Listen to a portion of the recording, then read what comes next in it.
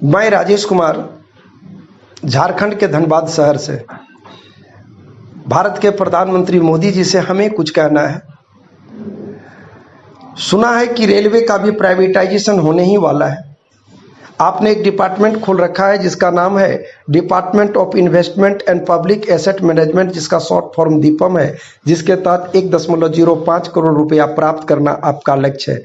और इस लक्ष्य की आपूर्ति के लिए आपने एयर इंडिया, सेल,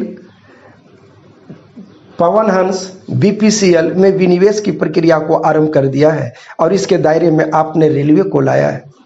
रेलवे में आपने इसके लिए 109 ट्रेन है प्राइवेट सेक्टर को चलाने की इजाज़त दी है।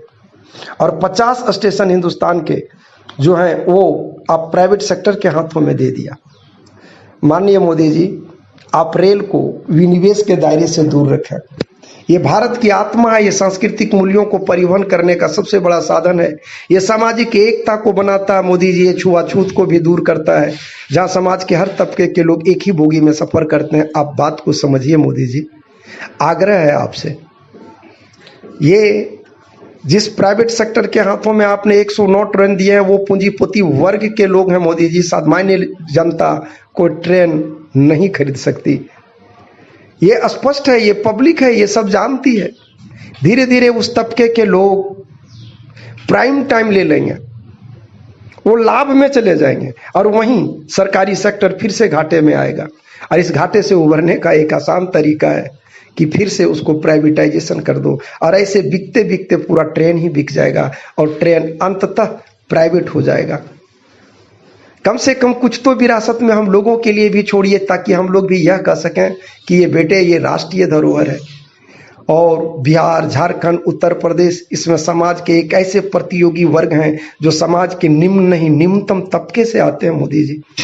वो बचपना में खेल के मैदानों में कोई खेल नहीं खेलते, अपने पिता के साथ, अपने बापू के साथ वो खेतों में जाते हैं, खेती के कामों में सहयोग प्रदान करते हैं। समय मिला तो पढ़ लेते हैं। वो तबका भी उठता है धीरे धीरे, वो भी मैट्रिक पास किसी तरह से कर लेता है। गरीबी और अभाव के बीच जीने की लत होती है, लेकिन प्रतिभा नेचुरल होता है, प्राकृतिक है उसके पास। मोदी जी, आपने सुना होगा कि चमन में फूल खिलते हैं, वन में हंसते हैं। समाज के उस वर्ग को तराशने वाला कोई जादूगर, कोई कारीगर नहीं होता है।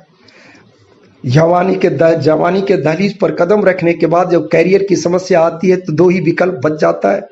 क्योंकि ये करीब करीब ये इलाका जो उत्तर प्रदेश है, बिहार है, यहाँ के तबके में एक वर्ग प्रतियोगियों का ऐसा तैयार होता है जिसके पास दो ही ऑप्शन है कि या तो वो महानगरों में जाकर मजदूरी करे या सरकारी नौकरी की तैयारी करे। क्योंकि इन राज्यों में प्राइवेट सेक्टर में उतना कोई जगह है ही नहीं। पिता के पास इतनी पूंजी नहीं है कि वो मनचाहा व्यापार कर सके, और खेतों में इतनी उत्पादकता है नहीं कि भर पेट भर सके। सरकारी नौकरी की चाहत में वो लोग तैयारी ग्रुप डी का करते हैं, क्योंकि इसमें अंग्रेजी नहीं होती। ये रेलवे के लिए आईएएस से कम नहीं है मोदी जी। कम से कम इस विरासत को रहने दीजिए।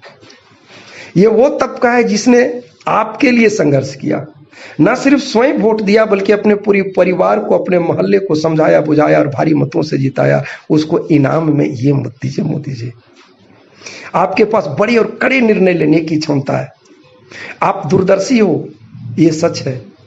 लेकिन कम से कम रेलवे के संदर्भ में आप अपनी दूरदर्शिता का परिचय दीजिए।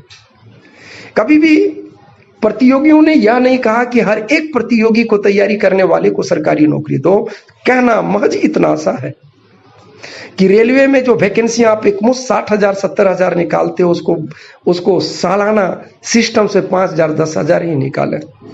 पारदर्शिता रहने दें। घपला होता है, दूसरे के जगह दूसरे आदमी बैठकर एग्जाम देते हैं, इस प्रक्रिया को रोक लगाएं। आपने लाल किले के प्रांगण से भी भाषण देते हुए कहा था कि इंटरव्यू समाप्त किया जाता है, समाप्त हुआ। 15 महीने के अंदर पूरी प्रक्रियाएं पूरी कर ली जानी चाहिए, ये नहीं हुआ। आज रेलवे बोर्ड बारंबार ये लिखता है कि नई नियुक्तियां नहीं की जाएगी, भर्ती के लिए एग्जाम नहीं लिया जाएगा। मोदी जी, समाज के उस वर्ग में एक ऐसी बेचैनी आती है जिसको आप देख नहीं सकते। समाज का ये वो तबका है जो कितने कष्ट के बीच जीता है, अच्छी भविष्य की कामना करता है। उनके टूटे हुए चप्पल, मुड़े हुए शर्ट, आंखों में वीरानापन, के बीच एक ऐसी खुशी देखने को मिलेगा जिसमें ये उम्मीद होती है कि अच्छे दिन आएंगे। तमाम कष्टों को ये मूल मंत्र, ये मूल वाक्य तमाम गरीबी और बदहाली को झेल जाने के लिए काफी है। उन लोगों के लिए रेलवे मक्का मदीना से कम नहीं है। मोदी जी प्लीज, मोदी जी, हजारों और लाखों प्रतियोगियों की दुआ आपको साथ देगी। आप इन लोगों की बेबसी और लाचारी को समझने की कोशिश कीजिएगा। मोदी जी, जिन लोगों ने ट्रेनों को खरीदा है ना, 109 ट्रेन, वो समाज के मामूली वर्ग के लोग नहीं है, वो पूंजीपति हैं। मनी अर्थ मनी के सिद्धांत पर काम करेगा। उन लोगों को प्राइम टाइम मिलेगा, गरीबी और बदहाली में समाज का तबका जिएगा। आपने कानून बहुत तेरे सरकारें उन्होंने बनवाई, लेकिन कानून का पालन नहीं होता। आप सरकारी प्राइवेट स्कूलों को देख लीजिए, दस्तखत जितने पर कराया जाता है पेमेंट के लिए उतनी रकम नहीं दी जाती। मन चाहे तरीके से लीव विदाउट पे पर धकेला जाता है। कम से कम कुछ तो सेक्टर रहने दीजिए, उसमें रेलवे को रहने दीजिए। कभी 19 लाख कर्मचारी काम किया करते थे, आज 13 लाख कर्मचारी काम कर रहे हैं। कर्मचारी घटा है, फिर भी छटनी की बात है, फिर भी रेल घाटे में जा रहा है। ध्यान रहे मोदी जी, ये सरकारी सेक्टर वाले लोग ही थे। ये आज कोरोना वायरस के इस दौर में जो संपूर्ण विश्व संकट के दौर से गुजर रहा है, और भारत जैसा एक ऐसा राष्ट्र जहां सुविधा संपन्न राष्ट्र नहीं है, वहां उस वक्त यहाँ के सरकारी कर्मचारियों ने, यहाँ के डॉक्टरों ने, यहाँ के नर्सों ने, यहाँ के पुलिस प्रशासन ने, यहाँ के आरपीएफ ने इस राष्ट्र को राष्ट्र बनाए रखा। उसके इंपॉर्टेंस को आप ऐसे मत जाया होने दीजिए।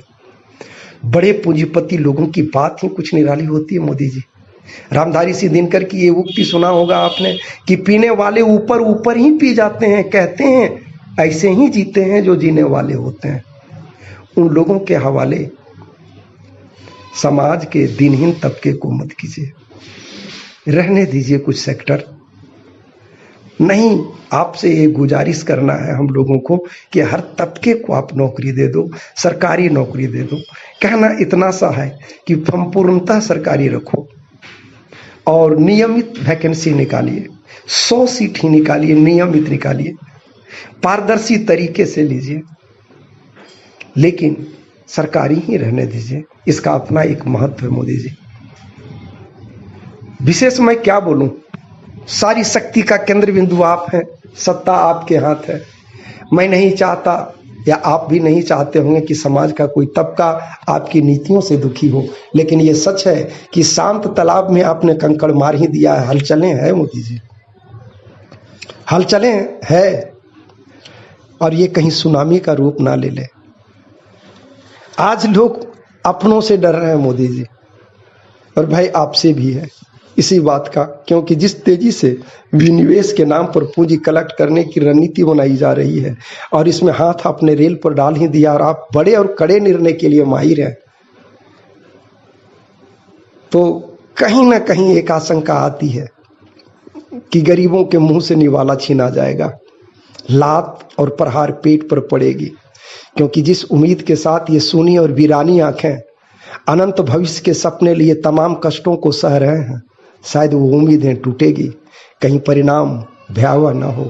क्योंकि ध्यान रहे मोदी जी कि मानवता का विजय पराजय दानवता का छोड़ न्याय है, बात परायों की मत पूछो, हाय हमें अपनों का भय है। जय हिंद, जय भारत। आपसे नम्र निवेदन है कि मेरी आरजू को आप समझेंगे।